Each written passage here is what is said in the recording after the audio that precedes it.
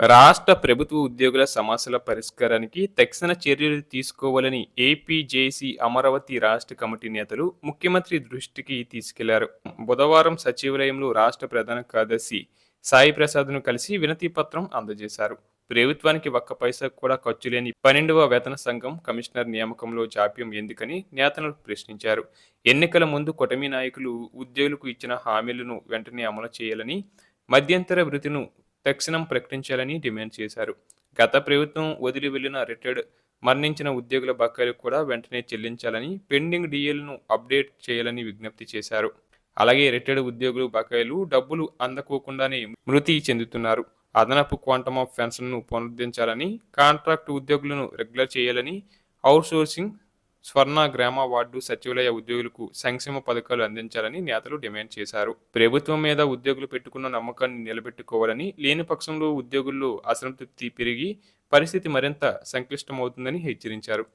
ప్రస్తుతం సిబ్బంది లేమితో నలుగురి పని ఒక్కరే చేస్తున్నారని, ఆర్థిక ఒత్తిడి, పని ఒత్తిడితో ఉద్యోగులు సతమతమవుతున్నారని వివరించారు.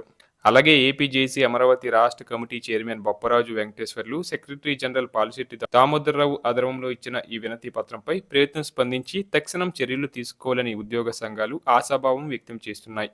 మరోవైపు ఉద్యోగులు, ఉపాధ్యాయులు, పెన్షనర్లు పీఆర్సీ కోసం ఎదురు చూస్తున్న నేపథ్యాన ప్రభుత్వం ఆలస్యం చేయకుండా వెంటనే అమలు చేయాలని టీఎస్-యూటీఎఫ్ రాష్ట్ర అధ్యక్షులు చావా రవి డిమాండ్ చేశారు. టీఎస్-యూటీఎఫ్ జిల్లా కమిటీ సమావేశం ఆదివారం ఖమ్మంలో జిల్లా అధ్యక్షుడు షేక్ రంజన్ అధ్యక్షతన జరిగింది. ఈ సమావేశంలో చావా రవి మాట్లాడుతూ 2024 మార్చి నుంచి రిటైర్డ్ అయిన సుమారు 12,000 మంది ఉద్యోగులు, ఉపాధ్యాయుల బకాయిల కోసం ఏకమొత్తంగా 10,000 కోట్లు విడుదల చేయాలని డిమాండ్ చేశారు.